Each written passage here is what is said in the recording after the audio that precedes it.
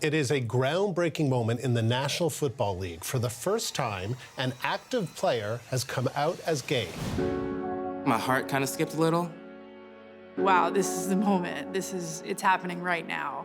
This is a day he's been agonizing over for 15 years. The response, overwhelmingly positive. Seen the days in the dark too long. Carl Nassib is having a great season.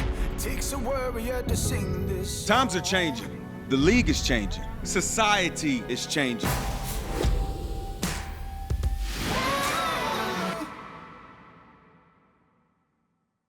just want to take a quick moment to say that I'm gay. I've been meaning to do this for a while now, but I finally feel comfortable enough to get it off my chest. I really have the best life. I got the best family, friends, and job a guy could ask for.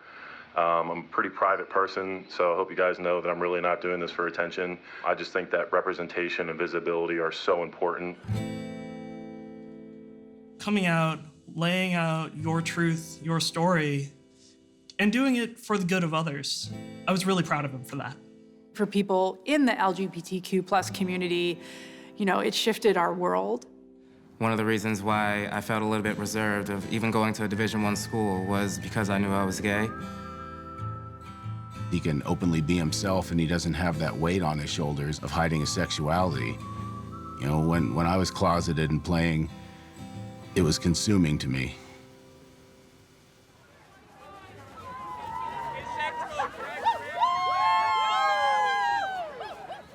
It felt pretty unfair. Some people were just so happy with themselves and so open, and I had to hide who I really am. I thought it really was going to create an issue with how people viewed me or how they saw me as a teammate, because you really don't know how people are going to react. I thought it may be a phase. You know, a lot of my buddies were getting their first crush, and I thought maybe I was a late bloomer. But as the years went on and I hit puberty, you know, that's when a real attraction develops. And at that point, I knew I was gay. And because of the things I heard growing up about gay people, I was convinced that I couldn't come out. They're disgusting, they're sick, they're perverted, right? Like, these are all things that, as a kid, you don't want associated with yourself. I didn't feel like any of those things. And so I definitely did not want to tell anyone. I've worked in football for 19 years. This will be my 19th season working at the NFL. And for the first 10 years of my career, I was in the closet and acted as someone else. Being from the south side of Chicago and playing sports at a very high level, you're kind of taught to not show emotion and be tough and be hard. On top of the fact that as a black young man in Chicago, in our community, there's rampant levels of homophobia, transphobia.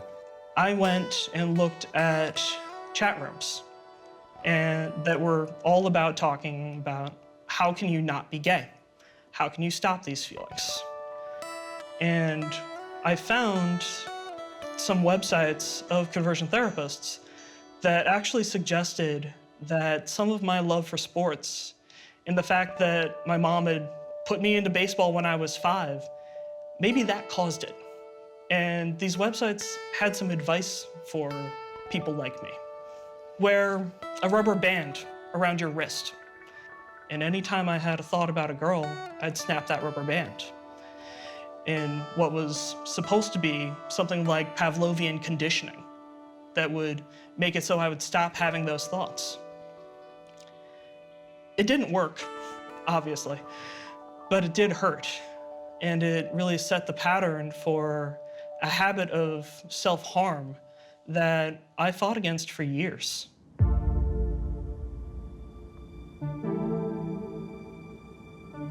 I would just sit down all day thinking about how bad my life might be after I come out. I was worried people wouldn't like me anymore. They wouldn't want me part of the team. Getting ridiculed every day at practice. I felt a lot of fear. The first time I put a football in my hand and was taught how to throw a spiral, I remember thinking, something's different about this game. I loved it. I got really into it, and I told my dad, well, I want to play. I was 5 and I was playing baseball with some of the boys. Moved over into a youth softball league, and then eventually added basketball and volleyball to the list. Growing up, I was like a lot of other kids. I wanted to play in the NBA, play in the NFL. Those are the 2 main sports that I played. Gets it to Sample. Inside the 20 and more. Avery Sample will take it in. They were a huge part of my life growing up in Chicago. The better I got at football, I kind of moved up the social cliques in high school. And by my junior year, I had a bunch of scholarship offers. So I was then with the popular kids, and I was very insecure just being the big guy and being closeted. And I was kind of a bully. Not kind of a bully, I was a bully. I would just pick a path down a hall and knock people out of my way. And I always tried to control conversation, so I would say ridiculous things. And you know, I have a lot of regrets about those things. I've made some apologies about how I acted back in the day, but yeah.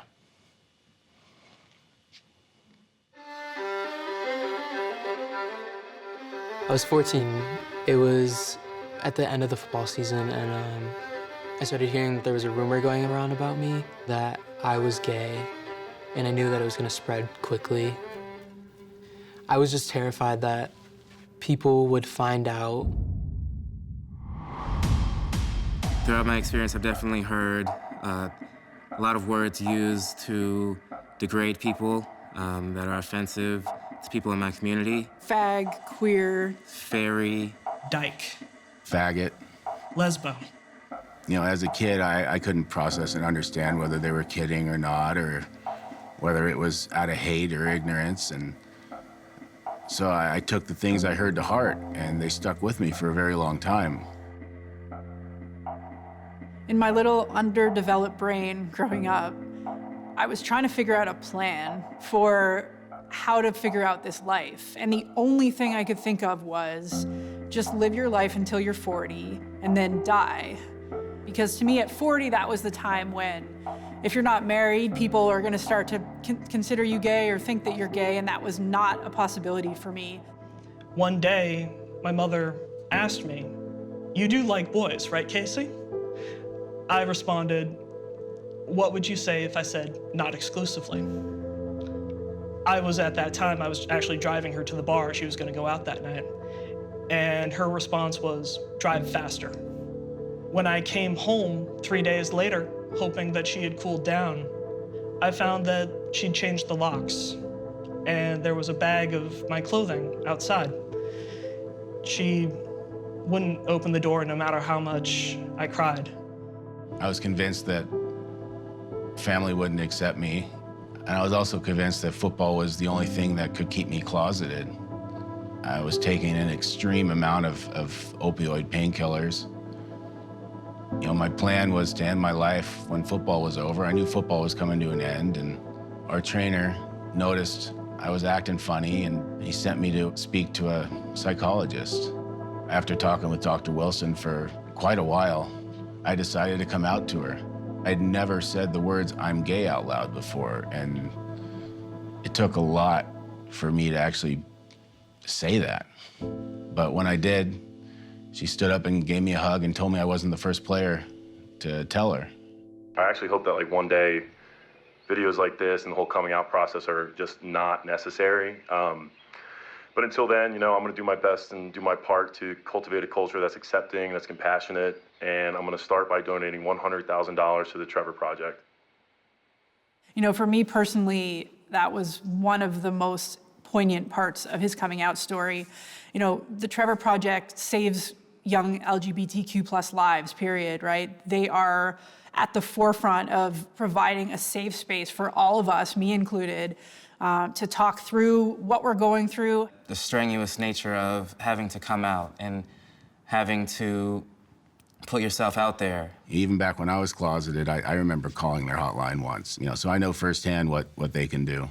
We know that one accepting adult in an LGBTQ young person's life can reduce the likelihood that they'll have a suicide attempt by up to 40%. It could be a parent, it can be a coach, a trainer. It just has to be somebody who is willing to listen and accept and love that young person for who they are. I knew that I had to take charge of my own story, let it be my thing, not let it be someone else's. And I wanted to do that through telling my family first. The biggest thing for people's coming out story is like how their family reacts. My mom, she was very happy that I felt comfortable with it enough to tell her. She was so accepting. She hugged me a lot. Finally, the weight lifted off my shoulders. In 2013, I did it. The first person I came out to was Commissioner Roger Goodell. I didn't plan that. I just happened to see him at the NFL Honors Show at Super Bowl, thinking to myself, like, let's just rip this Band-Aid off and do it. I remember exactly where I was. I remember seeing him walking over, and I grabbed my girlfriend's hand, and I saw him look down at our hands, and that's probably the moment where, you know, got real. I mean, I was sweating, my heart was palpitating, you know, she was trying to be there for me. I knew this was the moment, but I was just trying to breathe through it. And then he looked up and smiled, and we knew exactly what we were saying, right? He was looking at me saying, like, I got you, this is great.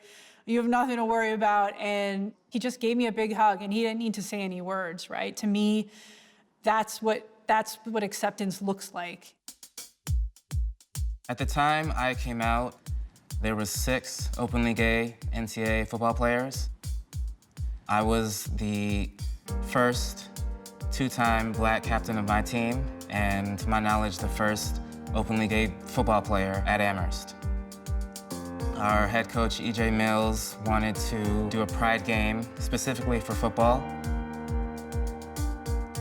With me coming out earlier that year, he thought it was even more important to bring awareness to gay players in football, and that game meant a lot to me. I felt like I was playing for more than myself.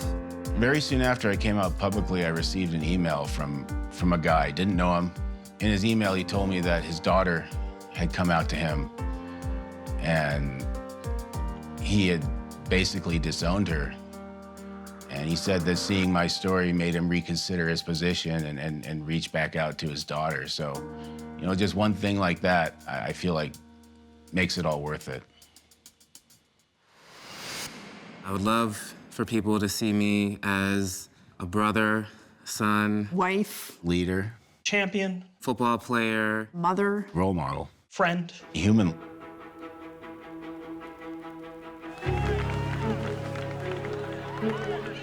All the good responses just kept building up. It made me super proud of myself and a lot more courageous than I used to be. I was asked to share my story of coming out and playing football on Outsports. One of the big things I needed was a team picture. That was really difficult for me to ask the team for because I didn't know how people would react if they even wanted to be involved in this story. The whole team showed up with all those guys there to support me. I knew I didn't have to hide anymore. My fear was just completely gone.